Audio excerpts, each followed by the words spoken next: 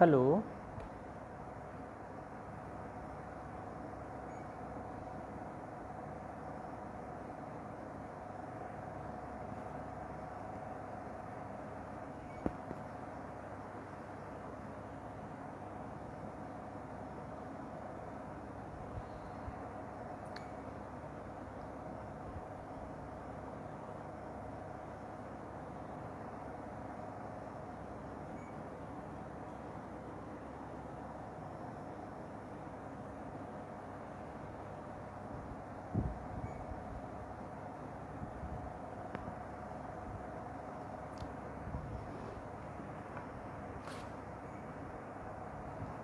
मुझे लगता है कि मेरी आवाज़ सही पहुंच रही होगी आप लोगों तक। जी नमस्ते, विश्वेश्वर अग्निहोत्री जी, आपको बहुत बहुत नमस्कार। आवाज़ सही जा रही है? अपीयरेंस देखिए ठीक है?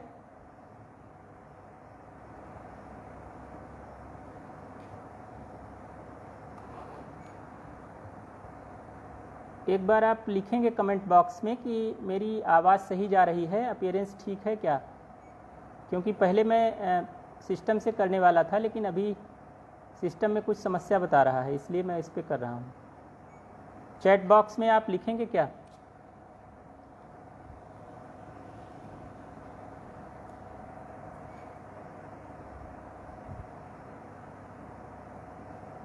विश्वेश्वर जी, आप कुछ लिखेंगे चैट बॉक्स में?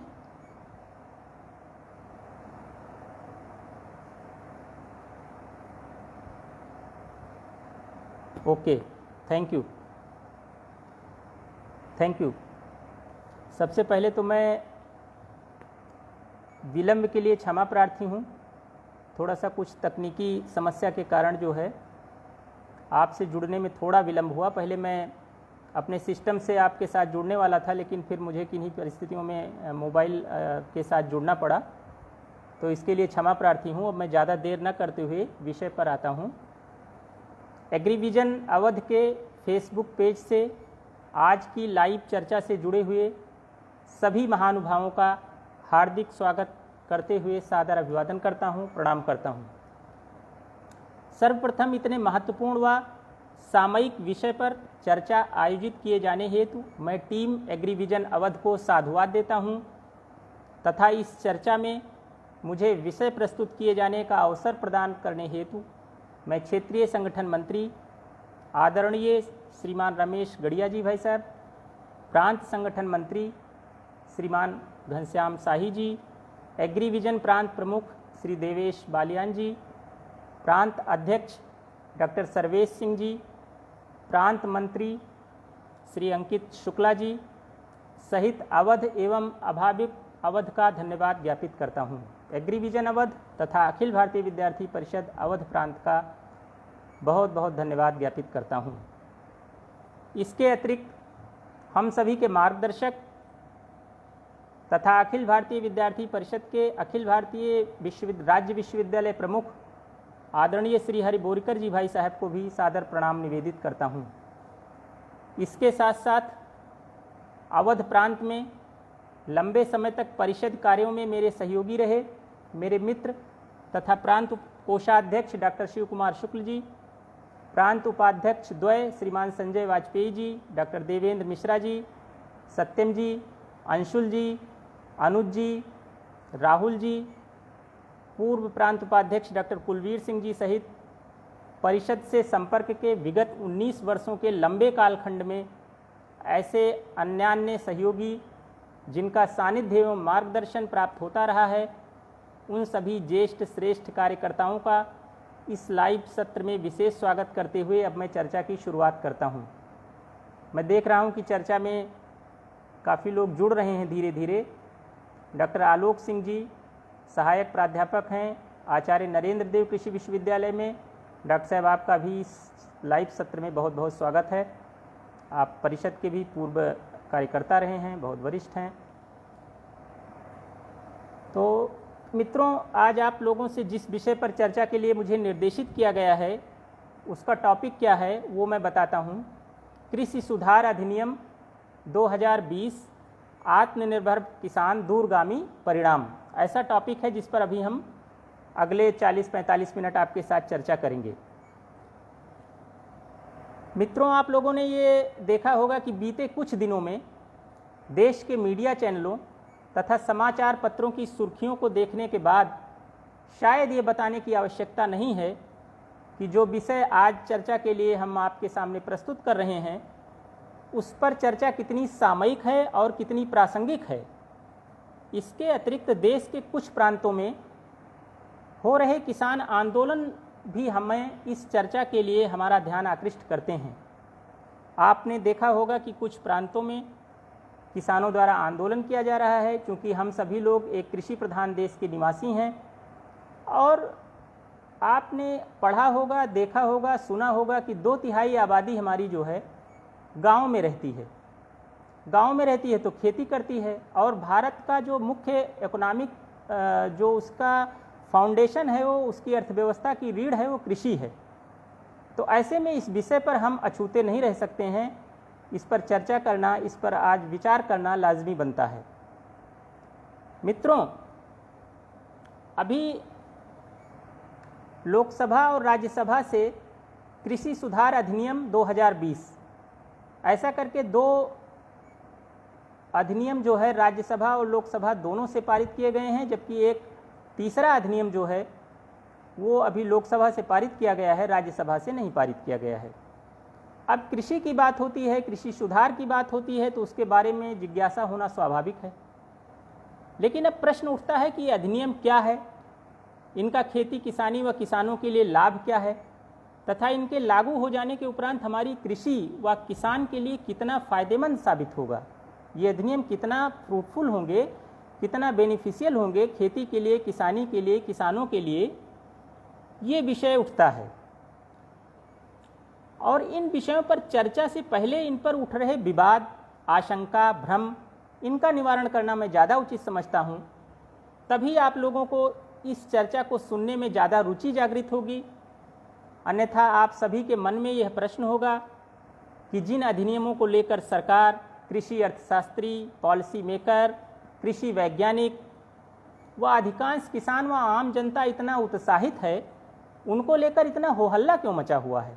आप लोगों के मन में ये प्रश्न उठ रहा होगा कि अगर इतना फ़ायदेमंद है तो इतना हल्ला क्यों हो रहा है। ये जानने की जिज्ञासा हमें लगता है कि सबके मन में होगी। तो इस चर्चा को जो लोग सुन रहे हैं उनको भी ये विषय जानना चाहिए, ताकि अगर वो और गांव की चौपाल में या अपने मित्रों के साथ या किसानों के साथ या किसी नागरिक के साथ चर्चा करते हैं तो वो सही विषय रख सकें। इसलिए मुझे लगता है कि हम में से प्रत्येक को सही बात जाननी चाहिए कि सही क्या है, वो फ़ायदेमंद है कि नहीं है, या किसानों के लिए नुकसानदायक है, या खेती में उसका कोई लाभ नहीं होने वाला है। ऐसे सभी विषयों पर हम चर्चा करेंगे। तो इसीलिए मैं पहले उन अधिनियमों का, उनके फ़ायदे के बारे में आपको नहीं बता रहा हूँ। मैं पीछे से शुरू कर रहा हूँ चर्चा कि उन पे आशंका क्यों है, विवाद क्यों लोग कर रहे हैं, भ्रम की स्थितियाँ क्यों उत्पन्न हैं। चूँकि देखिए, आप सभी को पता है कि जब कोई नई चीज़ आती है तो उस पर तमाम आशंकाएं होती हैं, और स्वाभाविक भी आशंका होनी चाहिए, ऐसा कुछ नहीं है। क्योंकि कोई नया सुधार आता है, कोई अधिनियम आता है, बिल आता है, अध्यादेश आता है, तो उस पर ये शंका होती है कि ये इसमें कैसे होगा, इसका मैकेनिज़्म कैसे डेवलप होगा, ये कैसे फ़ायदेमंद होगा। तो ये शंका लाजमी है, ये होना भी चाहिए, और ये स्वस्थ परिचर्चा होती है तो उसके बाद वो सब चीज़ें बाद में स्पष्ट हो जाती हैं। लेकिन आपने देखा होगा कि जब देश में कंप्यूटर क्रांति आई, उस समय भी ऐसी चर्चा हुई थी कि देखिए भाई, कंप्यूटर आ रहे हैं और अब 5 लोग जो काम करते थे कंप्यूटर से एक ही काम होगा। देखिए, इस हमारी परिचर्चा को आचार्य नरेंद्र देव कृषि विश्वविद्यालय के आदरणीय पूर्व कुलपति और बहुत ही अंतर्राष्ट्रीय स्तर के कृषि वैज्ञानिक परम आदरणीय प्रोफेसर बीबी सिंह सर भी सुन रहे हैं।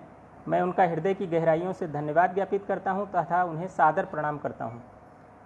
तो ये आपने देखा होगा कि जब कंप्यूटर क्रांति आई तब भी यही बात हुई, लोगों के मन में आशंकाएं थीं। लेकिन आज आप देख रहे हैं कि कंप्यूटर कैसे प्रत्येक लोगों की, आप चाहे मोबाइल चलाएं, चाहे आप कंप्यूटर को सीधे इस्तेमाल करें या कैलकुलेटर चलाएं, कुछ भी चलाएं तो उसमें कंप्यूटर एप्लीकेशन का यूज़ होता है। इवन जो आप ऐप चलाते हैं उसका भी एप्लीकेशन का ही शॉर्ट फॉर्म है।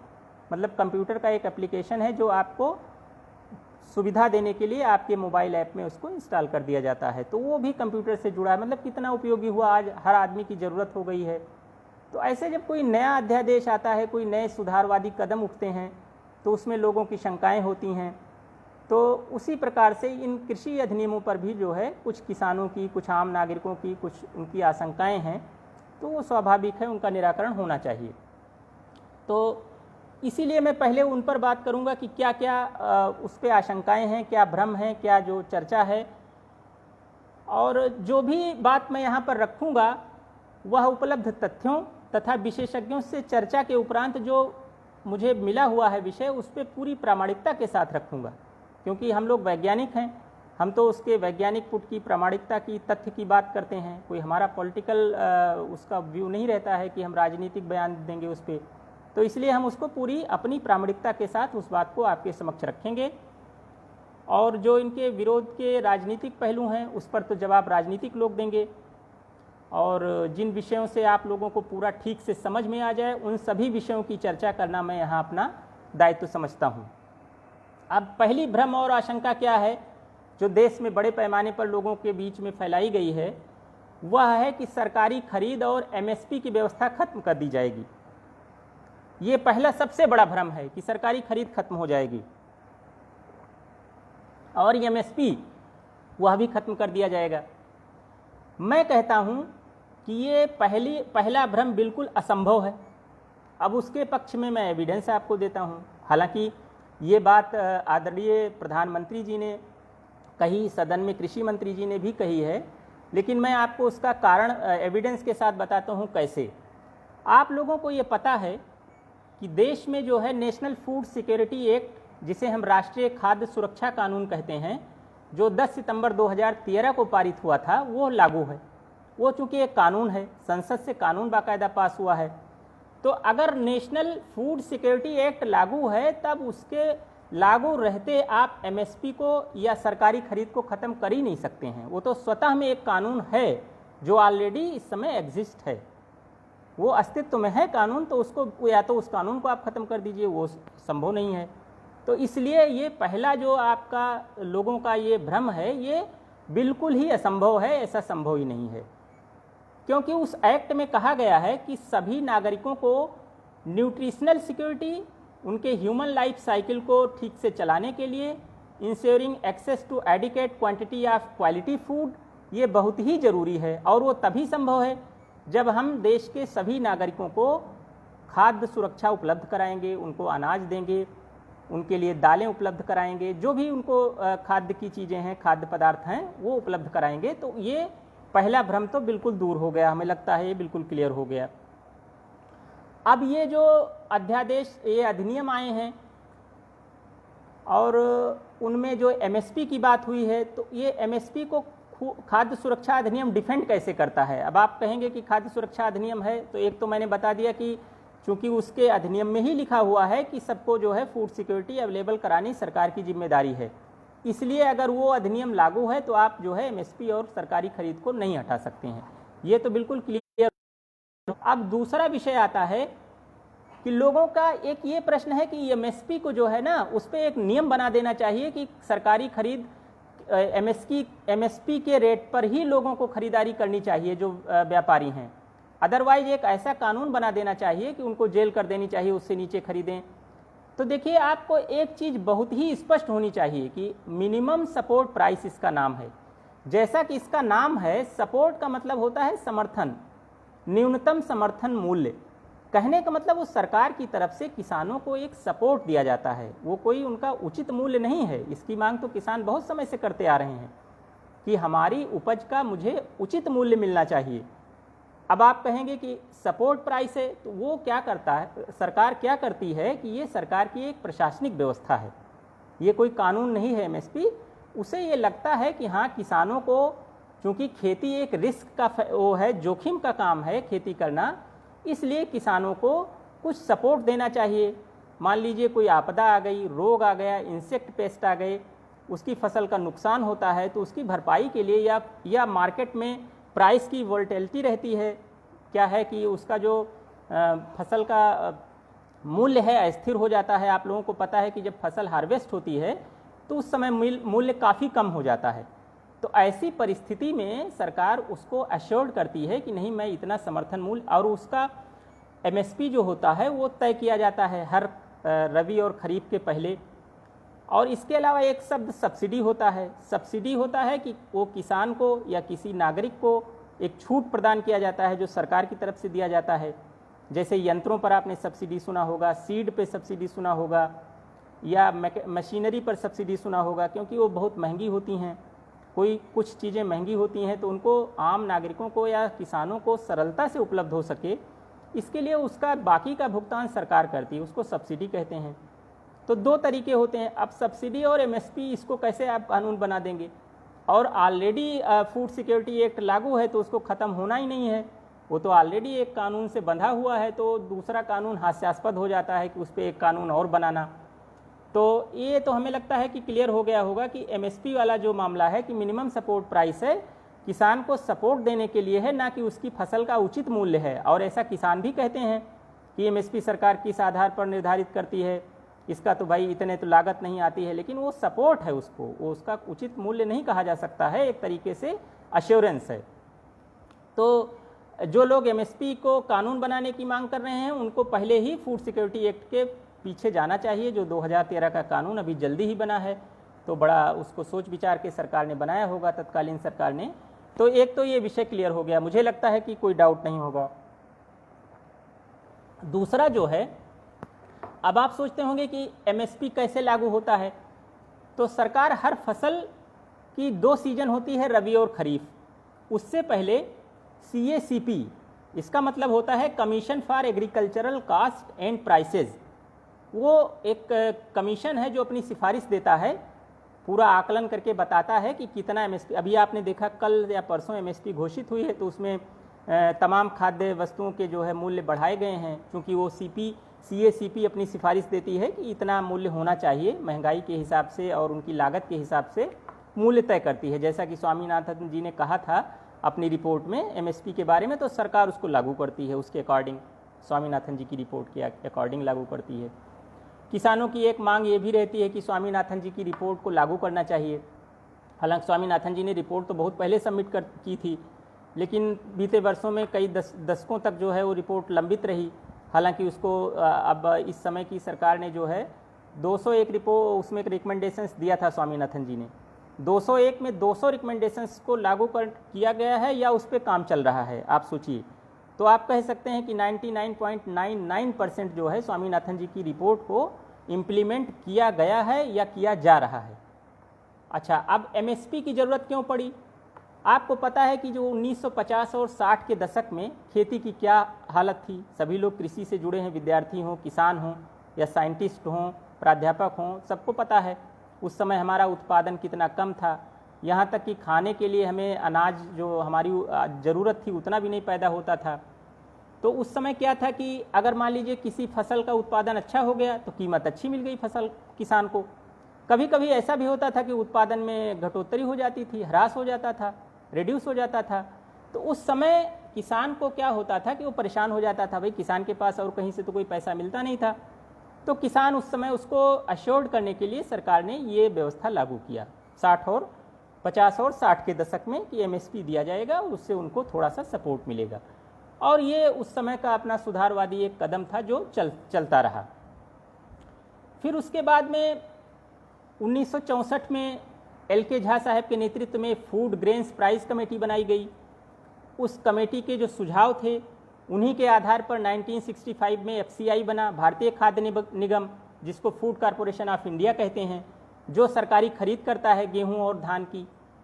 और एग्रीकल्चरल प्राइसेस कमीशन भी बना, APC जिसको बोलते हैं, उसके आधार पर जो एग्रीकल्चरल प्राइसेस कमीशन के आधार पर एग्रीकल्चर प्रोड्यूस के प्राइस जो है तय किए जाने लगे।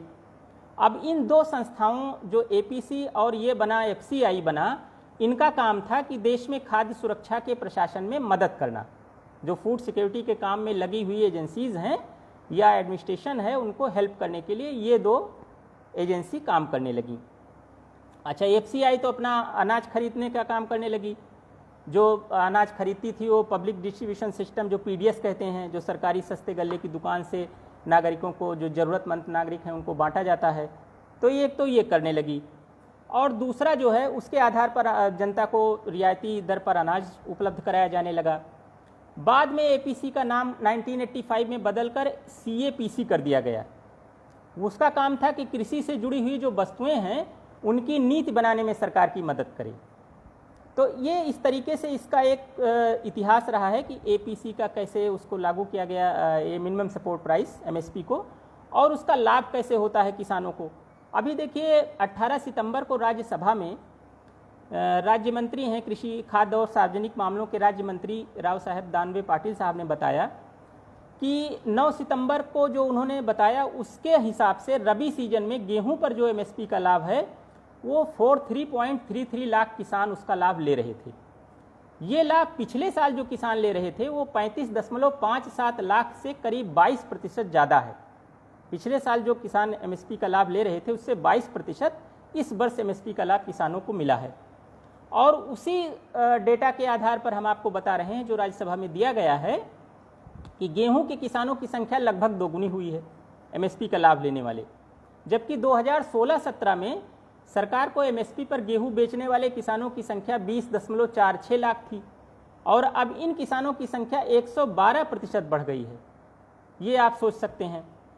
और रबी सीजन में सरकार को गेहूं बेचने वाले किसानों में सबसे ज़्यादा मध्य प्रदेश के किसानों ने गेहूं बेचा था, जो 15.93 लाख किसान थे, उन्होंने मध्य प्रदेश से गेहूं बेचा था। पंजाब उसके बाद दूसरे नंबर पर था, 10.49 लाख किसानों ने पंजाब से गेहूं बेचा था। ये मैं रबी सीजन की बात कर रहा हूँ, पिछले रबी की। तीसरे नंबर पर हरियाणा के किसान थे, जिन्होंने 7.80 लाख किसान ने गेहूं वहाँ पर बेचा था, सरकार को दिया था। उसके बाद हमारे उत्तर प्रदेश का नंबर आता है, 6.63 लाख किसानों ने यहाँ से सरकारी दर पर गेहूं की बिक्री किया था। फिर राजस्थान और प्रांत थे, राजस्थान में भी बिक्री हुई थी। अब आपको ये जानकर हैरानी होगी कि सबसे ज़्यादा सरकारी खरीद करने वाला मध्य प्रदेश राज्य है, वहाँ किसानों का कोई आंदोलन नहीं हो रहा है। दूसरे और तीसरे नंबर पर जो राज्य हैं वहाँ से आपको आंदोलन की खबरें आ रही हैं। तो एक तो ये विचारणीय प्रश्न है। इसके अलावा आप लोगों को ये भी पता होना चाहिए कि मध्य प्रदेश पिछले कई वर्षों से जो राष्ट्रीय स्तर पर कृषि कर्मण पुरस्कार दिया जाता है सबसे ज़्यादा उत्पादन के लिए, वो मध्य प्रदेश राज्य को मिलता आ रहा है। तो इस तरीके से मध्य प्रदेश में भी खेती बहुत अच्छी होती है, कोई ऐसा नहीं है देश के बड़े राज्यों में है, लेकिन वहाँ पर ऐसा कुछ नहीं है। अब खरीफ सीजन में जो एमएसपी पर धान बेचने वाले किसानों की संख्या 2018-19 में थी, वो करीब 996.93 लाख किसानों ने एमएसपी पर धान बेचा था पहले, और इस साल वो 1.24 करोड़ हो गई, मतलब 28% ज़्यादा हो गई। तो खरीफ सीजन 2020-21 के लिए अब तक खरीद तो शुरू नहीं हुई है, खरीद शुरू होगी, फसल कटने के बाद खरीद शुरू होगी, लेकिन 2015-16 से अगर इसकी हम तुलना करें तो करीब 70% ज़्यादा है। तो ये तो रहा आंकड़े। अब आप सोचिए किसानों की समस्याएं क्या थीं, किन किन समस्याओं को लेकर किसान जूझ रहा था। तो मुख्य रूप से समस्याएं तो बहुत थीं, लेकिन मुख्य समस्या क्या थी? एक तो पैदावार की समस्या थी। जब देश आज़ाद हुआ उस समय पैदावार की समस्या थी 50-60 के दशक में, और उसमें फिर प्रोडक्टिविटी हमारी कम थी। आपको पता है कि ग्रीन रेवोल्यूशन आई 60-70 के दशक में, हरित क्रांति, उसके बाद जो है हमारी पैदावार बढ़ी। तो एक समस्या से हमें निजात मिली कि हम जो हमारी ज़रूरत का अनाज था वो भी पैदा किया हमने, और सरप्लस अनाज भी हुआ। तो एक चीज़ में हम आत्मनिर्भर बन गए। उसके बाद क्या हुआ कि पैदावार में सस्टेनेबिलिटी आ गई, हमारा जो पैदावार है वो ठहर गया। तो उसके लिए क्या हुआ कि हम लोगों ने अब ऑर्गेनिक फार्मिंग, अपनी प्राचीन कृषि पद्धति, जो मतलब पुराने तरीके थे, कैसे उसको हम सस्टेन करें अपने प्रोडक्शन को, प्रोडक्टिविटी को, उस पर हमने जोर दिया। और तीसरी सबसे बड़ी समस्या बाजार की थी। हमेशा से किसान की मांग रही है कि उसे उचित बाजार नहीं मिलता है, उसकी कीमत का उचित मूल्य नहीं मिलता है। यही कारण है कि आपने देखा होगा कि किसानों की समस्याएं बीच बीच में आती रहती हैं। कभी किसान दिल्ली कूच करते हैं, कभी पता चलता है कि सूखा या बाढ़ है या प्राकृतिक आपदाओं से किसान को नुकसान हुआ तो उसको आत्महत्या जैसे आत्मघाती कदम के लिए भी विवश होना पड़ा है। तो इन सब परिस्थितियों को देखते हुए तीसरी सबसे बड़ी समस्या बाजार की समस्या है। अब बाजार में क्या है, एक तो उसको उचित मूल्य मिलना चाहिए, दूसरा जो है अश्योर्ड प्राइस होना चाहिए, क्योंकि फार्मिंग में रिस्क है। आप जानते हैं खेती एक घाटे का सौदा है, कभी प्राकृतिक आपदा आ गई, कभी बाढ़ आ गई, कभी सूखा पड़ गया, कभी कीट लग गए, रोग लग गई, कुछ भी हो सकता है, तो उसमें रिस्क बहुत ज़्यादा है। तो इसलिए किसान को जो है एक ये एश्योरेंस होना चाहिए कि वो उसको जो है उसकी कीमत मिलेगी, कुछ जो उसने लगाया है उत्पादन उसमें खेती में उसका उचित लाभ उसको मिलेगा। एक तो ये एश्योरेंस होना चाहिए। सरकारें इन चारों विषयों पर काम कर रही थीं, ऐसा नहीं है कि इस पर कोई कानून नहीं बना। ऐसा आप पूछेंगे कि क्या अभी तक किसी ने इस पर ध्यान नहीं दिया? नहीं, ध्यान दिया, आज़ादी के बाद से ही काम हुए। लेकिन समस्या फिर क्या हुई, आपका ये भी प्रश्न हो सकता है। तो समस्या हुई कि उसके लिए एक एक कानून बनाया गया। जैसे अगर किसी को बुखार हो जाए तो उसको आप पैरासीटामॉल एक टेबलेट दे दीजिए, तो उससे बुखार तो खत्म हो गया, लेकिन बुखार क्यों हुआ उसकी जड़ में कोई नहीं गया, क्योंकि बुखार तो कोई रोग है नहीं। बुखार तो किसी, जैसे मान लीजिए आपको कोई वायरस गया, कोई बैक्टीरिया गया शरीर में, इन्फेक्शन हुआ, उसकी वजह से बुखार हुआ। तो अव्वल में तो जैसे आयुर्वेद करता है उसकी जड़ों में जाना चाहिए, लेकिन हमने किया क्या कि हमने उसकी दवाई दे दी, मतलब एक कानून बना दिया। अब जैसे उस समय किसान परेशान था 50-60 के दशक में, हमने एमएसपी ला दी। उसके बाद क्या हुआ कि हमने और कानून बना दिए। इसके अभी हमें याद आता है कि जब हमारी राष्ट्रीय शिक्षा नीति 2020 आई तो आदरणीय श्रीनिवास जी ने राष्ट्रीय शिक्षा नीति पर कहा था कि जो फ्रेगमेंटेड सोच होती है, जिसे खंडित सोच कहते हैं, वो कभी भी पूर्णता को प्राप्त नहीं होती है। मैं उससे पूरी तरह सहमत हूँ। खंडित सोच का ही मतलब होता है कि हम थोड़ा थोड़ा सोचें। अब शिक्षा नीति के बारे में जैसे आपने देखा होगा, शिक्षा नीति क्या बनी नहीं, 1853 से मांग हो रही थी देश में कि मैकाले की शिक्षा नीति से हमें आज़ादी चाहिए। लेकिन क्या होता था कि कभी प्राथमिक शिक्षा के लिए कानून बन गया, कभी माध्यमिक शिक्षा पर कुछ आ गया थोड़ा बहुत, कभी उच्च शिक्षा पर कोई कमेटी गठित कर दी गई, कभी उस पर कमेटी बना के थोड़ा बहुत रिफॉर्म्स हो गया, और उसके बाद में फिर लोग भूल जाते थे। कहने का मतलब ये हुआ कि हमने कभी समन्वित प्रयास नहीं किया। जैसे अभी शिक्षा नीति आई, उस पर समन्वित प्रयास है। हमने बालक को शुरू से शिक्षा के लिए जाने से लेकर उसके रोजगार पाने तक की चिंता की। ऐसी नीति होनी चाहिए, इसको समग्र होलिस्टिक अप्रोच बोलते हैं। तो ऐसी नीति क्यों नहीं बनी? अब ये तो पीछे का विषय, उसमें जाना ठीक नहीं है। तो अब हम क्या कहते हैं कि 60 और 70 के दशक में एपीएमसी एक्ट आया। अब एपीएमसी एक्ट क्या है? एग्रीकल्चरल प्रोड्यूस मार्केट कमेटी, जिसे आसान भाषा में मंडी समिति कहते हैं उत्तर प्रदेश में। कहीं कहीं पर मंडी कमेटी बोलते हैं, कहीं पर मंडी बोलते हैं, ऐसे बिहार में, पंजाब में। तो ये आया 60 और 70 के दशक में। इसका उद्देश्य क्या था कि किसान की फसल के लिए उचित मूल्य की व्यवस्था हो। ये हुआ कि मंडी समिति बन जाएगी और मंडी में किसान अनाज लाएगा, वहाँ पर तमाम व्यापारी रहेंगे, उसकी बोली लगेगी और उसको अच्छा मूल्य मिलेगा। अब इसका नुकसान क्या हुआ? व्यापारी वही गिने चुने व्यापारी क्या थे, उनको आढ़ती बोलते हैं। अब आढ़ती क्या करते थे कि वो व्यापारी तो है नहीं, उनको तो कुछ व्यापार करना नहीं किसान से लेके। अब किसान का वो अनाज क्या होता था कि पहले गांव का छोटा व्यापारी लेता था, छोटे व्यापारी से किसान का अनाज जो है वहाँ का जो छोटा बड़ा उससे बड़ा व्यापारी था वो ले लेता था, उससे बड़ा व्यापारी उसको मंडी में ले जाता था, मंडी में ले जाके वो थोड़ा अपने से बड़े व्यापारी को दे देता। व्यापारी क्या, वो आढ़ती होता है, उसको बिचौलिया शब्द एक बोला जाता है, मीडिएटर होता था। व्यापारी तो जो उसका कुछ उपयोग करे, तो जो उसका उपयोग करता था, जैसे मान लीजिए गेहूं का आटा बनना है या गेहूं से बिस्किट बनना है, तो अब उसका उपयोग करने वाला जो बिस्किट बनाने वाली कंपनी है उस तक पहुंचते पहुंचते इतने चैनल से गुजरता था वो किसान का सामान कि उसकी कीमत स्वतः बढ़ जाती थी। अब जो छोटा किसान लिया, छोटा व्यापारी लिया, उसने थोड़ा फ़ायदा लिया, उससे बड़े ने लिया तो उससे फ़ायदा लिया, अब वो बेचता ही जा रहा है, कुछ कर नहीं रहा है। आप देखिए इतने हाथों में उसका प्रोड्यूस जाता था कि जो एंड उसका जहाँ पर अल्टीमेट पहुँचना है वहाँ तक पहुँचते पहुँचते उसकी कीमत तो बढ़ जाती थी, लेकिन किसान को बहुत मामूली कीमत मिलती थी। तो ये भी अपने उद्देश्य में सफल नहीं हुआ एपीएमसी एक्ट जो था, क्योंकि भाई वहाँ पर बोली लगाने वाले बस 4, 6, 10, 20, 50 रहते थे और वो आपस में तय कर लेते थे। अब बोली इतनी लगाते थे कि किसान थक हार के अब जब मंडी लेके गया है तो क्या करेगा, उसको लौटाल के तो लाएगा नहीं, मंडी कोई घर के पास तो होती नहीं है भाई, ब्लॉक में मंडी होती है या कहीं जिले होती है। तो ये कई किसान इकट्ठा करके अपना सामान ले जाते हैं, एक किसान तो ले नहीं जाता, ट्रैक्टर का भाड़ा है, उसका खर्चा है। तो इन सब चीज़ों को देखते हुए जो है ये हुआ कि ये कुछ दिन तक चला, लेकिन ये ज़्यादा सफल नहीं हुआ।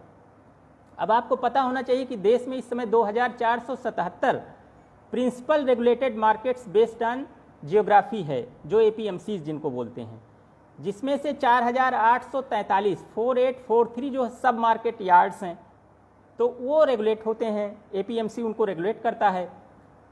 अब इस अधिनियम जो ये आया APMC एक्ट, इससे कुछ सहायता तो मिली किसान को, लेकिन जितनी मिलनी चाहिए उतनी नहीं हुई।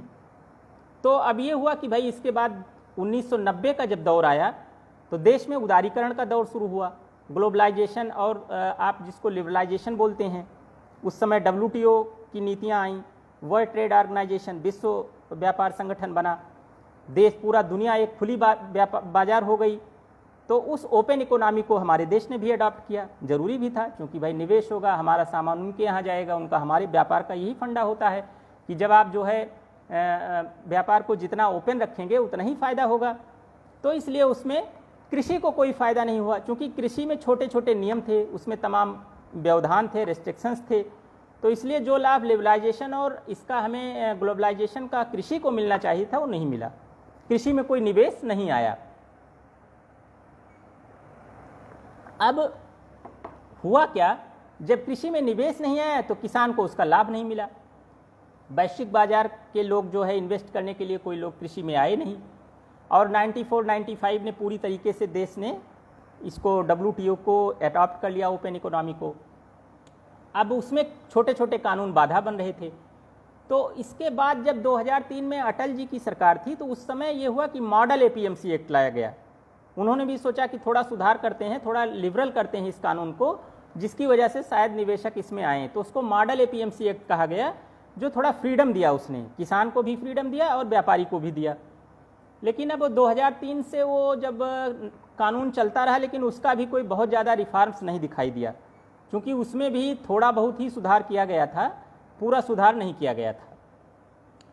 अब उसके बाद में फार्मर्स की डिमांड होती थी कि 1 नेशन 1 मार्केट, मतलब एक राष्ट्र हो एक बाजार हो। वो कहता था कि ये नहीं कि हम खाली एक बाजार में बेच पाएँ, उसकी बहुत दिनों की ये मांग थी, इस पर काम चल रहा था। तो किसान की इतनी बड़ी मांग को देखते हुए जब 2016 में सरकार ने सोचा, क्योंकि बनाना विचार पहले से शुरू किया होगा, लेकिन 16 में नाम आया। कहते हैं जो इलेक्ट्रॉनिक जो हमारा सिस्टम है, जो इंटरनेट का ऑनलाइन सिस्टम है, उसको इलेक्ट्रॉनिक बोलते हैं। नाम का मतलब नेशनल एग्रीकल्चर मार्केट, मतलब ऑनलाइन सिस्टम डेवलप किया गया कि ये नाम आया। और उससे ये हुआ कि कृषि अर्थव्यवस्था, विशेषकर ग्रामीण कृषि अर्थव्यवस्था को कृषि अर्थशास्त्र के जानकारों ने कहा कि ये बहुत ही अग्रदूत व दूरगामी परिणाम वाला होगा। तो इसलिए जब ये नाम आया तो उसका लाभ लेने के लिए और प्रयास शुरू किए गए, लेकिन फिर पता चला कि इसमें अभी और जो पुराने कानून हैं वो बाधक बन रहे हैं। तो इन सब बातों को देखते हुए जो हमारा नीति आयोग है उसने एक कमेटी बनाई। उस कमेटी में देश के विभिन्न राज्यों के 7 मुख्यमंत्री शामिल थे नीति आयोग की कमेटी में। और उसमें मज़े की बात है कि उस समय तत्कालीन मध्य प्रदेश के तत्कालीन मुख्यमंत्री श्री कमलनाथ जी भी थे। उन्होंने भी रिकमेंड किया कि भाई ये कृषि के कानूनों को एक साथ लाना चाहिए, अधिनियमों को। सभी मुख्यमंत्रियों ने किया और उसमें तमाम स्टेक होल्डर्स से बात हुई। स्टेक होल्डर्स में फार्मर्स भी थे और इन्वेस्टर्स भी थे। तमाम लोगों से बात करके ही कानून बनता है, कोई बात आती है। तो उस कमेटी ने रिकमेंड किया कि भाई इसमें जो है ये बाधाएं आड़े आ रही हैं, इसीलिए इसमें निवेशक नहीं आ रहे हैं और कृषि का जो आशातीत सुधार होना चाहिए वो नहीं हो पा रहा है। तो इन्हीं सब बातों को देखते हुए सरकार ने जो है समग्र इसका चिंतन किया, विशेषज्ञों से राय लिया होगा, क्योंकि कानून बनता है तो उसमें एक आदमी तो बनाता नहीं है, उसमें उस विषय के एक्सपर्ट, पॉलिसी के एक्सपर्ट और जो तमाम वैज्ञानिक, कृषि वैज्ञानिक हैं, किसान हैं और जो उसके स्टेक होल्डर्स हैं, कई पक्ष हैं, सबकी राय ली जाती है। उसके आगे के बारे में सोचा जाता है। देखिए किसान को या हम लोगों को बहुत चीज़ें नहीं पता होती हैं, बहुत चीज़ अर्थशास्त्री बताते हैं आने वाले समय में इसका क्या दूरगामी असर पड़ेगा। तो सबसे राय मशविरे के बाद सरकार ने 3 अध्यादेश लाए। 3 अध्यादेश जून में लाया गया और उसके बाद में अब उनको कानून की शक्ल दिया जा रहा है, जिस पर ये हल्ला हुल्ला है, विवाद है। तो उसके बारे में अब मैं कानून पर आता हूँ। अब अभी हमने सोशल मीडिया पर जब इनके बारे में पोस्ट किया तो हमारे कुछ मित्र जो तमाम विभिन्न विचारधाराओं के मित्र हैं, और ज़रूरी भी है कि सबकी अलग विचारधारा हो तो उससे पता चलता है, तो उन्होंने लिखा कि भाई इतनी जल्दी क्या थी। टीवी पर भी हमने देखा, बहस में लोग, एंकर लोग भी अपनी बात करते हैं भाई ये जल्दी है? 72 साल हो गए देश को आज़ाद हुए, आप अभी कह रहे हैं कि कृषि सुधार के लिए कानून लाना इतनी जल्दी की बात है। मुझे हंसी लगती है इस बात पर। बहुत विलंब हो गया, 72 साल थोड़ा नहीं होता है। इसमें कितने किसान आए, कितनी पीढ़ियां चली गईं, आप कह रहे हो जल्दी? अरे बहुत और जल्दी करना चाहिए था इसको तो। और जब ये हमारा कोविड का काल आया तो देखिए किसान की ज़रूरत और खाद्य वस्तुओं की ज़रूरत कैसे लोगों ने महसूस किया। लॉकडाउन हुआ, जनता कर्फ्यू हुआ, किसकी चिंता किया आप लोगों ने? खाने की चिंता किया ना, किसी को गाड़ी की, बंगले की, बैंक बैलेंस की चिंता किसी को नहीं हुई। तब ऐसे समय में अगर उसका अध्यादेश आया तो बुराई क्या हुई? उस समय तो और ज़रूरत महसूस हुई कि भैया किसान को बचाओ। हमारी इकोनॉमी ही चली, अभी आपने देखा माइनस में इकोनॉमी चली गई, तो उस पर बड़ा हल्ला हुआ। हालांकि उस समय तीन महीने जब पूरा देश ही बंद था तो माइनस जाना ही था, सभी अपने घर में थे तो इकोनॉमी कहाँ से चलेगी। लेकिन उस समय भी किसान अपने खेत में था। तो आपने देखा कि भयानक से भयानक आपदा आ जाए, कोई इतनी बड़ी महामारी आ जाए पूरे दुनिया की, तब भी खेती को नहीं रोका जा सकता है। तो अगर इतनी इंपॉर्टेंट खेती है तो भैया कोविड तो आज खत्म होने नहीं जा रहा है, ये तो लंबा चलेगा, कब तक इसको बैठे रहेंगे? इन्हीं सब बातों को शायद सोचते हुए, इसका ज़्यादा तो जवाब सरकार के लोग, राजनीतिक लोग दे सकते हैं, हम लोग तो साइंटिस्ट हैं, इसको ज़्यादा बहुत नहीं जानते हैं। लेकिन मुझे जो मेरा अपना व्यू है, मुझे लगता है कि ये जल्दी नहीं आया। तो जिन लोगों के कमेंट थे उनको ये सुनना चाहिए कि ये बहुत देर से आया है। तो इसलिए वो अधिनियम जो है सरकार अब उनको कानून की शक्ल में लाई है, जिस पर इतना अभी आप लोगों ने मीडिया में, टीवी पर, चैनल में देखा होगा, बवाल है। अब उसमें पहला अधिनियम क्या है? मैं इसीलिए अब अधिनियम पे आता हूँ क्योंकि आपको इसका शंका समाधान होना इसलिए जरूरी था कि आपके मन में ये प्रश्न रहता कि अगर इतना अच्छा है तो इस पर विवाद क्यों है। अभी और इसके जो विवाद हैं उन पर भी मैं आऊँगा, लेकिन मैं पहले उस अधिनियम पे आना चाहता हूँ। अब आपको ये पता है कि पहले अधिनियम का नाम है कि कृषक उपज व्यापार और वाणिज्य संवर्धन और सरलीकरण। मतलब जो उसका प्रोड्यूस है और वाणिज्य है, मतलब व्यापार है, उसका कैसे संवर्धन किया जाए, उसको कैसे बढ़ाया जाए, और उसको सरलीकरण मतलब कैसे सरल बनाया जाए। वैसे नाम तो इसका बहुत बड़ा है, लेकिन अब चूंकि उसका नाम इतना इसलिए रखना बड़ा पड़ा कि उसका इंग्लिश में नाम है farmers produce trade and commerce. मतलब फार्मर्स का जो प्रोड्यूस है, मतलब खेती के जो उत्पाद हैं, उनका व्यापार कैसे किया जाए और वाणिज्य कैसे किया जाए, उसका प्रमोशन एंड फैसिलिटेशन, उनको कैसे प्रमोट किया जाए, संवर्धन उनका किया जाए, और फैसिलिटेशन मतलब उनको सरल कैसे बनाया जाए, बहुत क्लिष्ट ना हो। और ये 2020 में है तो इसलिए प्रमोशन एंड फैसिलिटेशन एक्ट 2020 इसका नाम दिया गया। ये पहला एक्ट है जिसको मोटो शब्दों में ये कहा गया कि वन नेशन वन मार्केट का फंडा अब लागू हो गया है। तो ये किसान बहुत दिन से मांग कर रहे थे, किसानों की ये बड़ी मांग मानी गई। अब इसमें फ़ायदे क्या हैं? अब इसमें फ़ायदा ये हुआ कि आप अपना सामान कहीं बेच सकते हैं। अब लोगों के मन में प्रश्न आ गया कि भाई छोटे छोटे किसान हैं। अब आप कहते हैं कि आप यहाँ का लखनऊ का किसान जो है वो जाएगा पंजाब की मंडी में बेचने, कोई कह रहा है कि हरियाणा का किसान जाएगा पश्चिम बंगाल की मंडी बेचने।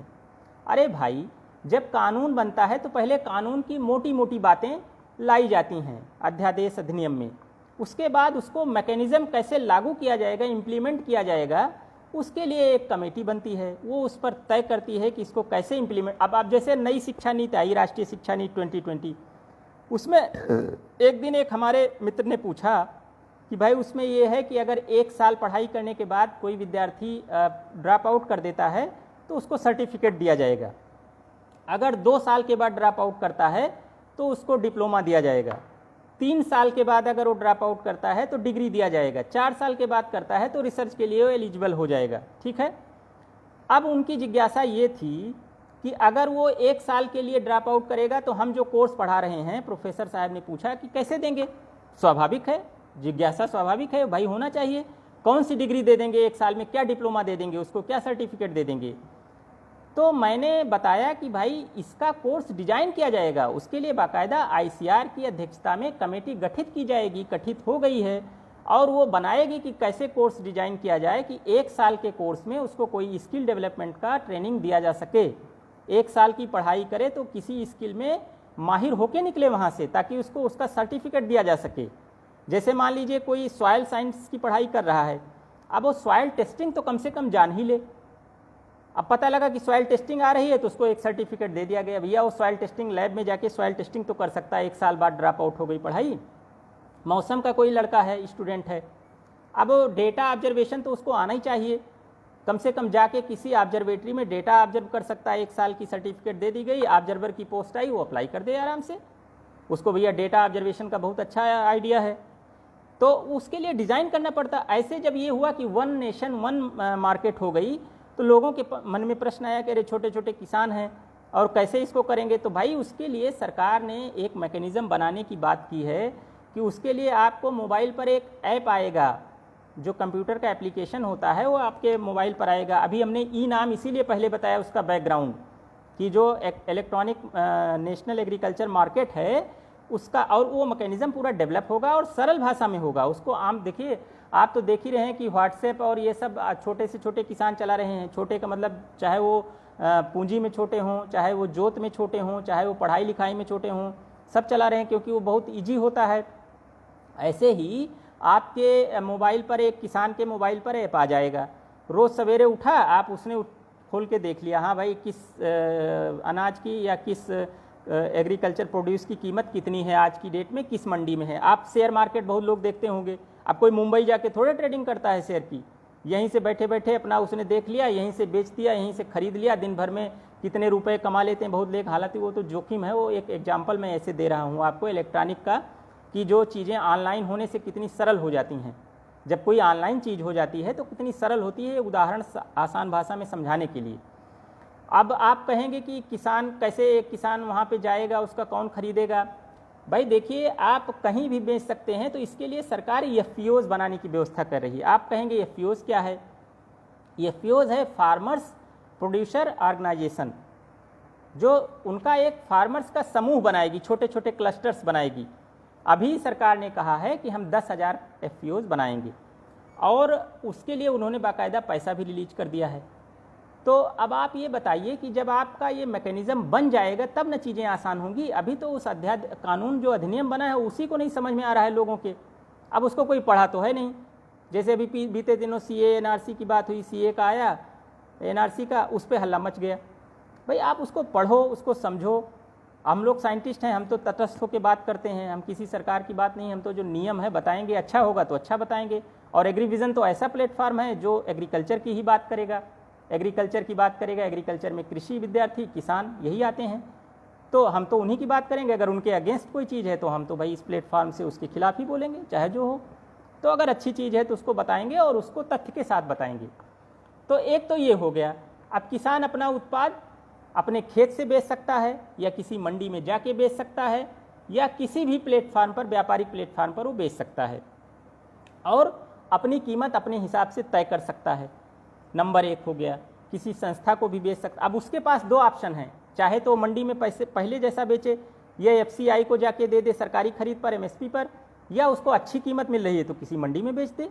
ये तो उसके ऊपर हो गया ना। वो जो मांग कर रहा था कि हमें हमारी उपज का हमारे हिसाब से कीमत तय होनी चाहिए, वो उसको मिल गया। किसान हमेशा से कहता आया है कि एक राष्ट्र एक बाजार हो, किसान अपने कीमत खुद तय करे अपने सामान की, हमारी कीमत दूसरे क्यों तय करते हैं। तो वो इस अधिनियम ने ये छूट दी किसान को, और ये क्लियर हो गया कि वो कैसे एक राष्ट्र एक बाजार का सपना उसका कैसे पूरा होगा। उसके लिए मैकेनिज्म डेवलप होगा, और वो वहीं से बैठे बैठे देखेगा। ये एफपीओज होंगे जिनसे कांटेक्ट करेंगे लोग। तो एक तो ये हो गया। इससे उनको क्या होगा कि गुणवत्तापूर्ण सामान मिल जाएगा व्यापारी को, और किसान को घर बैठे उसका सामान बिक जाएगा और पैसा मिल जाएगा। तो एक तो ये हो गया। अब एक तो ये भ्रम आ रहा है, किसानों के बीच में फैलाया जा रहा है कि किसान लोग, सरकार उनकी मंडियों को छीन के कारपोरेट कंपनियों को दे देगी। अरे भाई, इसमें कारपोरेट कंपनी कैसे ले लेंगी, जब ये अध्यादेश और बिल्कुल क्लियर कर रहा है कि किसान अपना सामान खुद बेचेगा, तो इसमें कंपनी कहाँ से आ गई? कंपनी तो खरीदार है ना, वो कैसे आपके मंडी को कैसे छीन लेगी? उस पर तो कंपटीशन बढ़ जाएगा। वो भी अच्छी व्यवस्था करेंगे, मंडी वाले भी अच्छी व्यवस्था करेंगे, वो भी रेट अच्छा लगाएंगे। वहाँ जो आढ़ती आता था, जो औने पौने लेता था, अब वो औने पौने थोड़े ले पाएगा आपका। तो उसको भी ये होगा कि भाई हम अच्छी कीमत नहीं देंगे, तो वो जाके बाजार में बेच देगा। उसको अपना व्यवसाय चलाना है किसी को, तो कंपटीशन होगा। अच्छा, ज़्यादा लोग इन्वेस्ट करेंगे, तो ज़्यादा लोग इन्वेस्ट करेंगे तो ज़्यादा ऑप्शन मिलेगा, चैनल बढ़ जाएगा उसका, तो उसको जो है ज़्यादा लाभ मिलेगा। एक तो ये हो जाएगा। अब एक चीज़ और आती है कि भाई छोटा किसान है, उसको मोल भाव करने की क्षमता नहीं है उसकी, कैसे होता है अरे भाई आपको मोल भाव इसमें करना ही नहीं है, आपको तो मार्केट का रेट आ ही जाएगा रोज़ का रोज़ आपके मोबाइल पर, आपको कोई परेशान होने की ज़रूरत नहीं है, बार्गेनिंग नहीं करना है आपको, ये भी आपकी समस्या हल हो गई। आपको बार्गेनिंग करने के लिए वो दूसरा भी अभी एक्ट है उसके बारे में बता रहे हैं हम, इसमें आपको कुछ नहीं करना। आप जैसे देखते हैं ना मार्केट वाला बिजनेस पेपर पढ़ते हैं तो उसमें दिया रहता है सोना क्या भाव है, चांदी क्या भाव है, उसी हिसाब से खरीदारी करते हैं ना, सोने चांदी का रोज़ का भाव आ जाता है, तो ऐसे ही आपका कीमत आ जाएगा उस पर उस हिसाब से, और इससे जो है किसान को भी फ़ायदा है और जिसको प्रोड्यूस चाहिए उसको फ़ायदा है। बिचौलिए इसमें गायब हो जाएंगे, बिचौलिए या तो गायब हो जाएंगे या उनका कमीशन कम होकर किसान को उचित मूल्य देंगे, दो परिस्थितियाँ आएंगी। अच्छा, उसके बाद इसमें यह भी कहा गया है कि 3 दिन में किसान को उसकी उपज का मूल्य देना पड़ेगा। वैसे तो उसी दिन देना है, लेकिन मान लीजिए इलेक्ट्रॉनिक ट्रांसफ़र करता है कि व्यापारी, तो 3 दिन लग जाता है मान लीजिए उसको क्लियर होने में, और उसको आने व्यापारी उसमें ट्रांजैक्शन में जो होता है इलेक्ट्रॉनिक ट्रांजैक्शन में उसको 2-3 दिन का मौका दिया गया है, हालांकि रसीद उसको उसी दिन देनी पड़ेगी। तो इसलिए जो है ये हो गया। अब ज़्यादा ऑप्शन मिलने से एक चीज़ ये हो जाता है,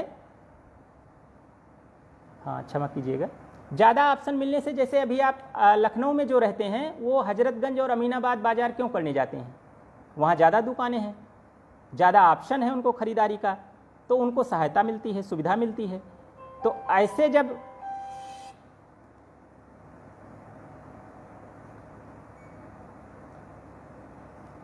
क्षमा कीजिएगा, थोड़ा इस पर फ़ोन किसी का आ रहा था इसलिए व्यवधान हुआ है। तो ऐसे जब आपको ज़्यादा ऑप्शन मिलेगा, ज़्यादा चैनल मिलेगा, तो उससे सहूलियत बढ़ती है।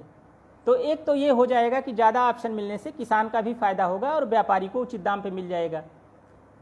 और उसके अलावा एक चीज़ ये है कि अभी जो 10,000 FPOs बन रहे हैं उनके लिए सरकार ने 6,850 करोड़ रुपया उस पर खर्च करने के लिए उन पर तय कर दिया है, उसका काम शुरू हो गया है। तो FPOs बन जाएंगे तो ये काम और आसान हो जाएगा। अब दूसरा सबसे बड़ा रिस्क फार्मर्स के लिए क्या रहता है कि उसकी फसल जो है प्राकृतिक आपदा से, रोग से, कीट से, या फिर कोई उसमें इंसेक्ट पेस्ट लग गया, तो उससे जो नुकसान होता है उससे उसको एक निश्चित हो जाए वो कि भाई निश्चिंतता ये आ जाए कि हमें इसका कुछ न कुछ मूल्य ज़रूर मिलेगा। क्योंकि इसी की वजह से आपने देखा होगा कि किसान ज़्यादातर आत्महत्याएं कर रहे हैं।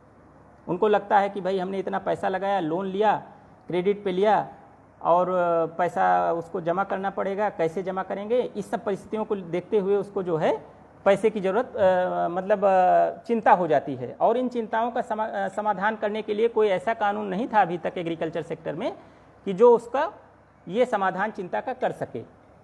तो इसके लिए एक दूसरा बिल आया जिस पे आपको बड़ा हल्ला मचा होगा। वो ये कह के भ्रम फैलाया गया कि उसको कॉन्ट्रैक्ट फार्मिंग के नाम से, उसको जो पॉपुलरली उसका जो लोकप्रिय नाम है कॉन्ट्रैक्ट फार्मिंग कहा गया।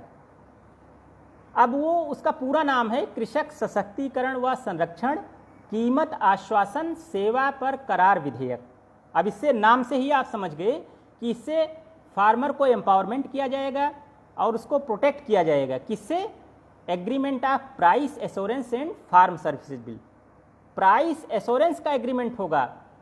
अभी मैं देख रहा था कि कॉन्ट्रैक्ट फार्मिंग में लोगों का बड़ा भ्रम है। और लोगों का क्या, अभी मैंने देखा कि विपक्ष के एक बहुत बड़े नेता हैं, वो अमेरिका से उनका एक ट्वीट आया कि सरकार का ये कानून बड़े बड़े उद्योगपति को किसानों की ज़मीन हड़पने के लिए बनाया है। उद्योगपति ज़मीन हड़प लेंगे कॉन्ट्रैक्ट फार्मिंग से। उनको लगा कि उद्योगपति इंडस्ट्रियलिस्ट जो है वो जाएंगे खेती करने, कॉन्ट्रैक्ट लेंगे। क्लियर ही नहीं है, बड़े जो आपका देश का विपक्ष है उसके बड़े नेताओं को नहीं क्लियर है। तो किसान बेचारा कहाँ, वो अध्यादेश थोड़े पढ़ रहा है वो नेट पे जाके, वो तो किसी ने उसको बता दिया, उनकी बातों में आ गया। तो अब वो बताइए कि आप क्लियर कट उसमें लिखा है कि the farmers empowerment and protection agreement and price assurance and farm services bill, दूसरा बिल जिस पे बवाल मचा है। अब आप सोचिए कि हम जैसे यहाँ पर विषय रख रहे हैं, तो हम विषय रखने के लिए यहाँ पर ऐसे नहीं विषय रख रहे हैं। अभी 20 तारीख को, इसी बीती 20 तारीख को इन अधिनियमों पर विस्तार से चर्चा करने के लिए एग्री विजन के नेशनल प्लेटफॉर्म ने कृषि नीतियों व कृषि अर्थशास्त्र के 2 अंतर्राष्ट्रीय स्तर के विशेषज्ञों द्वारा एक राष्ट्रीय परिचर्चा का आयोजन किया था। इसमें से एक थे डॉक्टर प्रमोद कुमार जोशी जी, जिनका परिचय इस प्रकार है कि वो दक्षिण Asia international food policy research institute नई दिल्ली के पूर्व डायरेक्टर रह चुके हैं। और दूसरे एक्सपर्ट कौन थे? एग्री बिजनेस, वो थे प्रोफेसर RS पुंडीर जी। वो international agri business management institute, agri business economics and policies department, Anand agricultural university Anand, Gujarat के हेड ऑफ द डिपार्टमेंट हैं।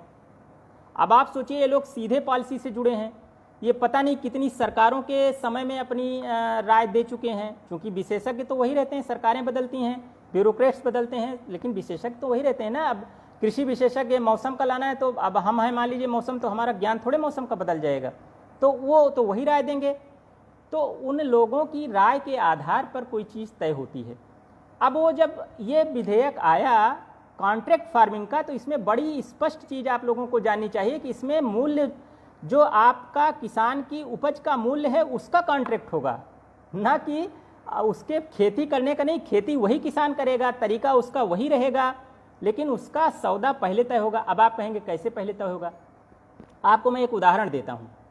जैसे मान लीजिए अंकल चिप्स आपने देखा होगा कि गांव गांव, गली गली, बाजार बाजार बिकता है। अब आप सोचते हैं कि आप थोड़ा सा एक मुट्ठी अंकल चिप्स रहता है और उसकी कीमत 20 रुपये, 25 रुपये, 30 रुपये एक पैकेट की रहती है। अब आप ज़रा कल्पना करिए कि वो इतना महंगा क्यों रहता है। अब आलू है, आलू डायरेक्ट तो अंकल चिप्स कंपनी को जा नहीं रहा है, वो इतने मीडिएटर के बीच से होते हुए गुजरता है कि वहाँ तक पहुँचते पहुँचते उसकी कीमत बढ़ जाती है। किसान को आलू की कीमत क्या मिली? 5 रुपये किलो। फिर उसके बाद बिचौलिया लिया, मीडिएटर लेते लेते फिर जो अंकल चिप्स की कंपनी है उसको क्या कीमत मिली? वहाँ पर पहुँचते पहुँचते 50-60 रुपये में आलू हो गया। अब जब वो चिप्स बनाएगा तो उसका जो लागत है, इनपुट कास्ट, वो भी तो लोग जोड़ेगा उसमें, पैकिंग चार्ज है, उसका लेबर चार्ज है, इतनी बड़ी इंडस्ट्री लगाया है। अब ये सब करते करते उसकी कीमत बढ़ जाती है। सरकार ने और विशेषज्ञों ने ये सोचा कि अगर उस आलू को फैक्ट्री वाला सीधे किसान से कॉन्ट्रैक्ट कर ले कि भैया हमारे लिए इतनी आलू साल भर में लगती है और हम इतने आलू का सौदा पहले से कर रहे हैं, मूल्य इतना रहेगा, ये पहले से करार हो जा रहा है, आपकी फसल चाहे प्राकृतिक आपदा आए, चाहे रोग आए, चाहे व्याधि आए, उससे कोई मतलब नहीं है, लिखित एग्रीमेंट हो जाएगा, हम आपको इतना पैसा देंगे। बाद में नहीं कह सकता कि अरे आपका तो पाला गिर गया, आपका ये फसल खराब हो गई, क्वालिटी खराब हो गई, कुछ नहीं। वो कीमत फसल बोने से पहले तय हो जाएगी, तब वो बोएगा। एक तरीके से वो उसके लिए ही फसल बोएगा जो कंपनी सौदा तय करेगा। दूसरा एग्जाम्पल, जैसे पार्ले बिस्किट आपके देश में बनता है, पार्ले बहुत ही लोकप्रिय है इसीलिए उसका नाम लिया, बहुत बिस्किट की कंपनियां हैं। अब आप बताइए कि बिस्किट बनाने वाली कंपनी अगर सीधे गेहूं खरीद ले किसान से, तो किसान को भी उसका अच्छा मूल्य मिल जाएगा और कंपनी को भी सस्ते दाम पर गेहूं मिल जाएगा, दोनों का फायदा हो जाएगा, उसको अच्छी कीमत मिल जाएगी और उसको ये मिल जाएगा, अपना दाम मिल जाएगा।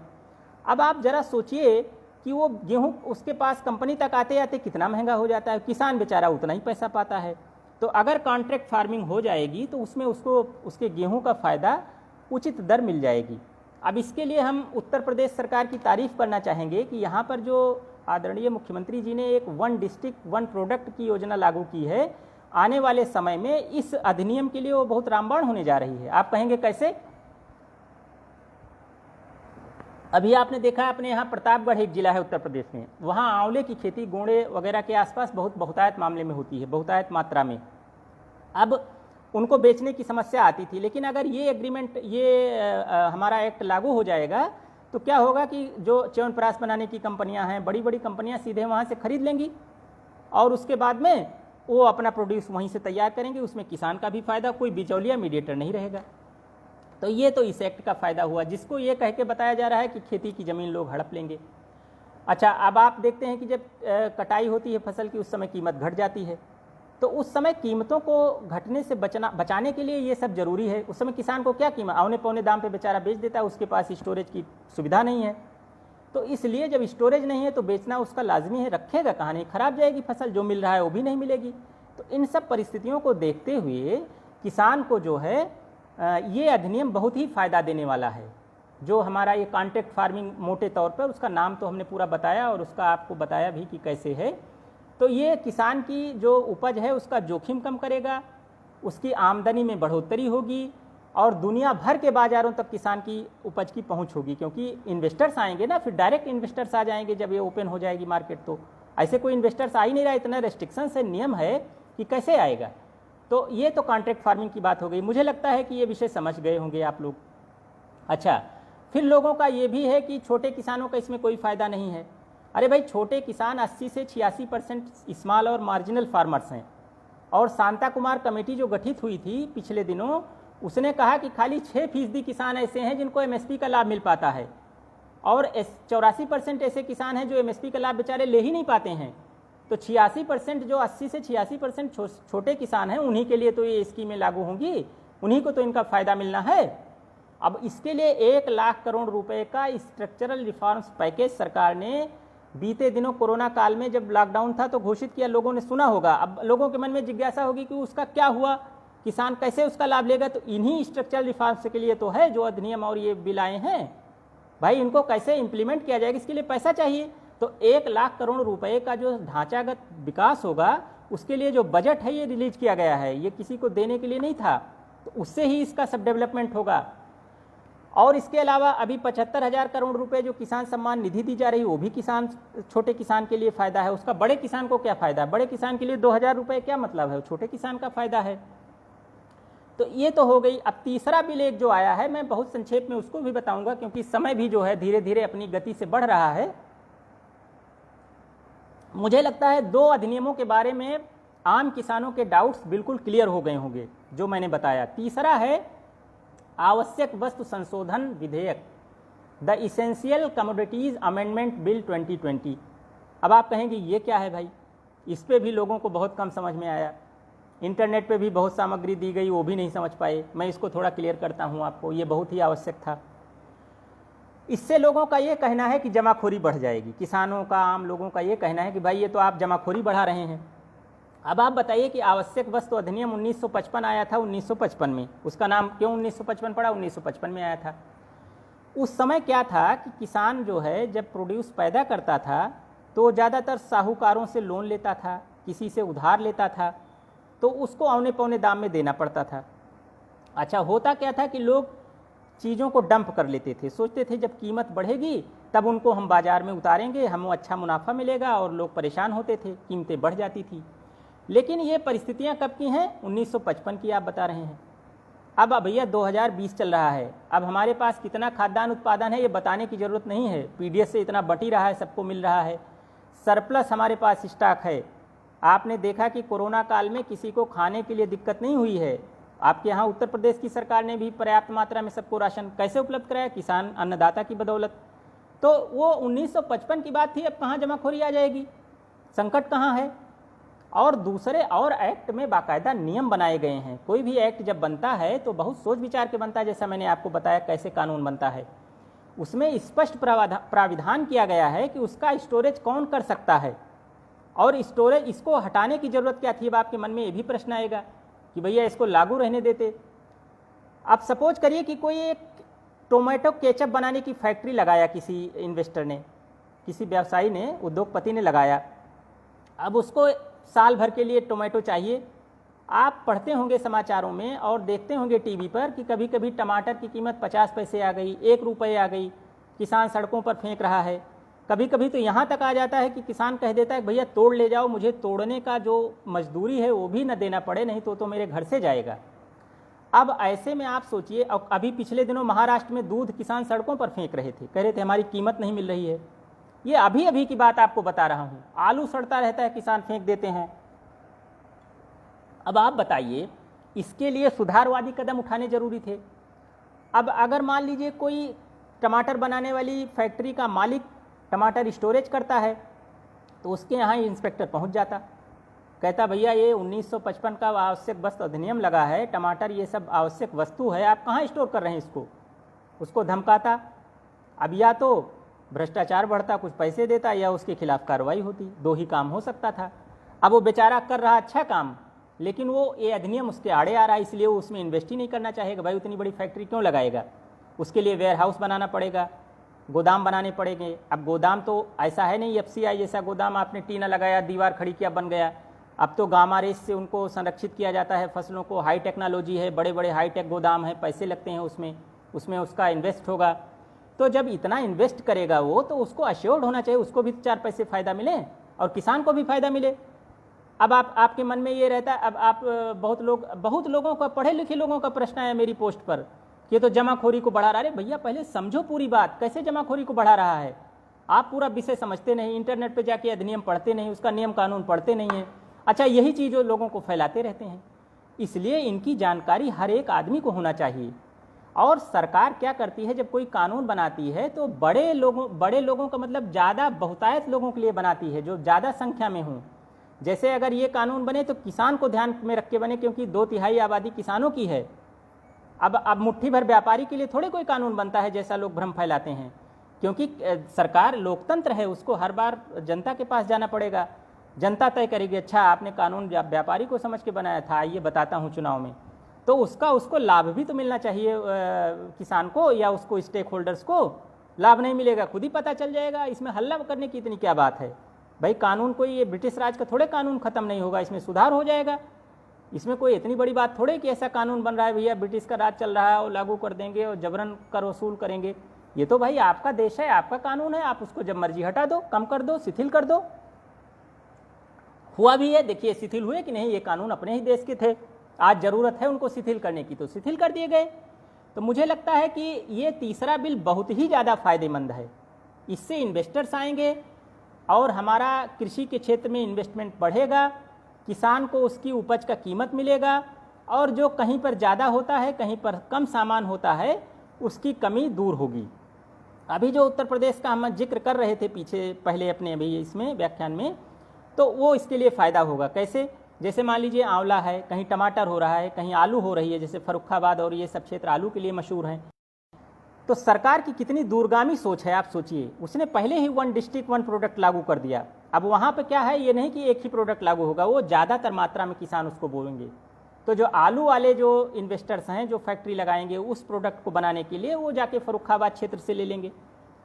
जो आंवला वाले हैं वो प्रतापगढ़ चले जाएंगे। मान लीजिए अयोध्या है, फैज़ाबाद के आसपास अयोध्या जनपद है, वहाँ किसी उस पर लगाया, किसी ने लखीमपुर में लगाया। कहीं गन्ना ज़्यादा है तो वहाँ गन्ना किसान ले ही जा रहे हैं, उसको तो आप देख ही रहे हैं, मिलों में जाएगा। कहने मतलब हर चीज़ का स्पेसिफिक क्षेत्र हो जाएगा और उनको आसानी से बेचने में और ख़रीदने में दोनों सुविधाएं होंगी। ये चीज़ समझिए। अच्छा, अब समय बहुत ही कम बचा है, मुझे लगता है चीज़ें भी बहुत ज़्यादा क्लियर हो गई हैं। अब आप ये सोचिए कि मंडी और उसमें कंपटीशन कैसे बढ़ेगा। आप कहेंगे कि भाई मंडी आएगी, इन्वेस्टर्स आएंगे, कंपटीशन क्या बढ़ेगा? कंपटीशन बढ़ेगा, बिल्कुल बढ़ेगा। अरे भाई, मंडी में मंडी टैक्स, GST, 2% आढ़त और अन्य खर्चा चुकाने के बाद जो माल खरीदता था व्यापारी, वो किससे लेता था? किसान से लेता था। और किसान जब माल बेचने जाएगा तो उसको कोई टैक्स नहीं देना है, ये भी जान लीजिए आप। अधिनियम में स्पष्ट रूप से उल्लेख किया गया है। उसमें किसान की भी परिभाषा लिखी हुई है, स्टेक होल्डर्स की परिभाषा क्या है, कौन गोडाउन में रख सकता है। ऐसा नहीं कि हर आदमी जमाखोरी कर लेगा। वैसे तो अब सरकारें क्या करती हैं, जब आप स्टॉक रख लेते हैं तो कह देती है कि हम आयात कर रहे हैं चीज़ों को। बीते दिनों क्या हुआ, प्याज का आयात करने की घोषणा हो गई, कीमत घटना शुरू हो जाती है। लोग क्या है, रख लेते हैं, जब जानते हैं कि सरकार मंगा लेगी। अब सरकार वो पहले वाली बात नहीं रखती है कि आप रखे हो और महंगा बिक रहा है, तुरंत आयात। अभी दाल के केस में आपने देखा, ये कहने की बात थोड़े है, दालें आ गई, दालें सस्ती हो गई। भाई देखिए, आपको दिमाग लगाने की ज़रूरत है ना। आपको कुछ किसी चीज़ में दिमाग लगाएंगे, आयात करा लिया, सस्ती हो गई। आप अगर स्टॉक रखे हो तो रखे रहो, सड़ाओ अपना रख के। तो अब किसान और अब व्यापारी भी चालाक हो गया, वो उसको ज़्यादा स्टोर नहीं करेगा। ऐसा नहीं है कि वो स्टोर करके रखेगा, स्टोर फायदे के लिए रखता है, नुकसान के लिए नहीं कोई रखता है। मुझे लगता है ये भी क्लियर हो गया होगा। तो हमारे तीनों बिल जो हैं इसमें, अच्छा एक चीज़ और आता है विवाद का। एक जैसे बताया 3 दिन उसको पैसा उसी समय देना है, या 3 दिन के अंदर हर हालत में उसको ट्रांजैक्शन कर देना है। लेकिन मान लीजिए कोई डिस्प्यूट हो ही जाता है, जब 2 स्टेक होल्डर्स हैं, आपस में कोई बात हो गई, कोई विवाद हो गया, उसके लिए बहुत ही अच्छा मैकेनिज्म बनाया है, इस अधिनियम में बनाया गया है।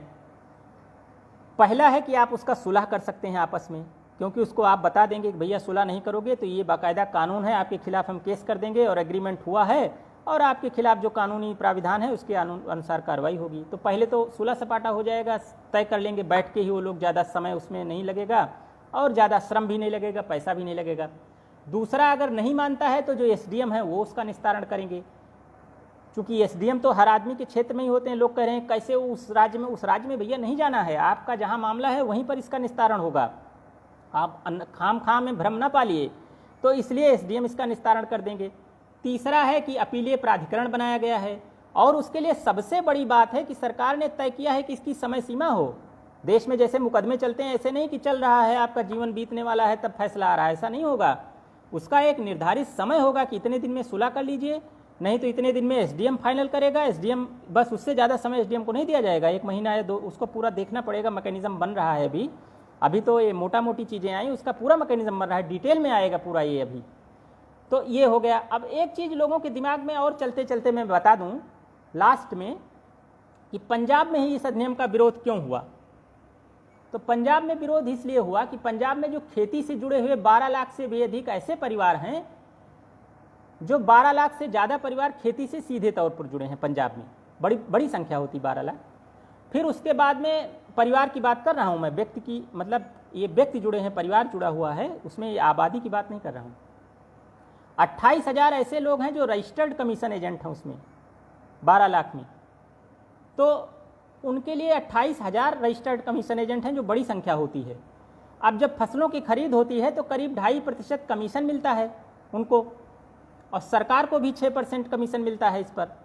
तो इतना ज़्यादा जो कमीशन मिलता है, तो एजेंट लोगों को ये लग रहा है, डर, आशंका है खाली, और कुछ नहीं है, कि ये उनका कारोबार बंद हो जाएगा। जबकि ऐसा नहीं, आप देखते होंगे दुकानें बढ़ती जाती हैं। भाई आप किसी बड़ी बाजार, जैसे अमीनाबाद का उदाहरण दिया, वहाँ कितनी दुकानें रोज़ खुलती हैं, आप मार्केट में जाके देखिए, हज़ारों दुकानें हैं, और कोई दुकान कभी बंद होती है? हर आदमी का व्यवसाय, जितने ज़्यादा दुकान अपॉर्चुनिटी रहेगी उतने ज़्यादा व्यवसाय बढ़ेगा, कंपटीशन बढ़ेगा। तो ये उनका भ्रम है हालांकि, लेकिन अब वो अपना बवाल कर रहे हैं कि भाई हमारा व्यवसाय बंद हो जाएगा, ऐसा कुछ नहीं है। इससे जो है उनका कुछ नहीं होने वाला है। एक राजनीतिक प्रश्न है जिसका मैं जवाब तो नहीं देना चाहता, लेकिन लोग हमारी पोस्ट पर लिख रहे थे और सोशल मीडिया पर, और लोग पूछते हैं फ़ोन करके भी, तो वो कहते हैं कि भाई सरकार अपनी सहयोगी, बहुत पुरानी सहयोगी को नहीं समझा पाई, तो कटाक्ष भी करते हैं। तो भाई जनता कैसे समझे, किसान कैसे समझें? देखिए, आप इसको बिल्कुल क्लियर समझिए। एक अभी हमने इतवार को ही जो मंत्री जी जिन्होंने इस्तीफा दिया है, उनकी एक इंटरव्यू को मैंने पोस्ट किया था सोशल मीडिया पर। उन्होंने स्पष्ट कहा है, अगर उनको विरोध करना होता तो 5 जून को जब अध्यादेश बना तभी कर देते, क्योंकि उनको पता है कि इस बिल के फ़ायदे हैं। इसीलिए उन्होंने कहा कि जब मैंने देखा कि सरकार को कोई संकट नहीं है तो मैं किसान के साथ आ गई। स्पष्ट रूप से उस इंटरव्यू में आप पढ़ लीजिए। हालांकि ये राजनीतिक प्रश्न है, राजनीतिक लोग देंगे, लेकिन लोगों की जिज्ञासा का समाधान होना चाहिए ताकि ये इसको बेहतर समझ सकें तीनों अधिनियमों को। तो अब उन्होंने कहा कि इसलिए मैं किसान के साथ आ गई। देखिए, सबको पता है कि पंजाब में अगले साल चुनाव होने वाले हैं। किसान जब नाराज़ है वहाँ पर, तो पहले किसी की नाराज़गी दूर करना है तो उसके साथ खड़ा होना पड़ेगा। ये नहीं कि वो नाराज़ है, आप करें नहीं बहुत अच्छा है, उसको समझाना पड़ेगा। किसी को समझाने के लिए उसके साथ जाना पड़ेगा आपको। अब अगर आप किसान के साथ नहीं खड़े होंगे तो उसको लगेगा कि आप सरकार के साथ खड़े हैं, क्योंकि उसको लग रहा है कि सरकार ने कानून लाया, तो उसको दो पक्ष हो गए, सरकार और किसान। तो हालांकि दोनों पक्ष एक दूसरे के पूरक हैं और एक दूसरे के वेलफेयर के लिए काम कर रहे हैं, लेकिन जब मिसअंडरस्टैंडिंग हो जाती है, आशंका हो जाती है, एप्रीहेंशंस हो जाते हैं, तब उसका समाधान बहुत ज़रूरी होता है। तब ऐसे समय में सरकार के साथ खड़ा होना जरूरी नहीं था, किसान के साथ खड़ा होना जरूरी था, क्योंकि किसान को समझाना जरूरी है। सरकार तो कोई संकट में थी नहीं, सरकार को संकट जब आएगा तो सरकार के साथ रहेंगे लोग, क्योंकि सरकार का तो अच्छा काम था। हालांकि ये राजनीतिक प्रश्न है, लेकिन लोगों की जिज्ञासा के लिए मैंने दिया। ये मुझे नहीं देना चाहिए एज ए साइंटिस्ट, लेकिन ये आप लोग समझिए। इसलिए जो है इसमें ये ना कहिए कि उनको नहीं समझा पाए, उन्होंने भली भांत पता है, वो लोग किसान नेता हैं, उनको भली भांत पता है, और फिर वो उनका कोई ऐसा बयान भी नहीं आया जो बिल के विरोध में हो। तो अब विरोध का कारण क्या है कि अधिनियमों के बारे में लोगों को पूरी जानकारी नहीं है, स्पष्ट जानकारी नहीं है। किसानों को भ्रमित किया गया। मैंने बताया कि एक बड़े नेता का ट्वीट अमेरिका से इस तरीके से आ रहा है कॉन्ट्रैक्ट फार्मिंग पे, तो आप समझ लीजिए और छोटे छोटे नेताओं का क्या होगा। कुछ राजनीतिक मजबूरियां भी लोगों की होती हैं, तो एक तो ये हो गया। दूसरे, कुछ किसान नेताओं की अपनी नेतागिरी भी चमकानी होती है, अरे मैंने ये कह दिया होना चाहिए। मैंने जबकि सारे प्रश्नों का उत्तर दिया जो इस समय टीवी पर, सोशल मीडिया पर और आम लोगों के मन में हैं। खेती में रिस्क को कम किया जा रहा है, बाजार में मूल्य को बढ़ाया जा रहा है, स्वामीनाथन सिफारिशों को ज्यों का त्यों पूरा लागू किया जा रहा है।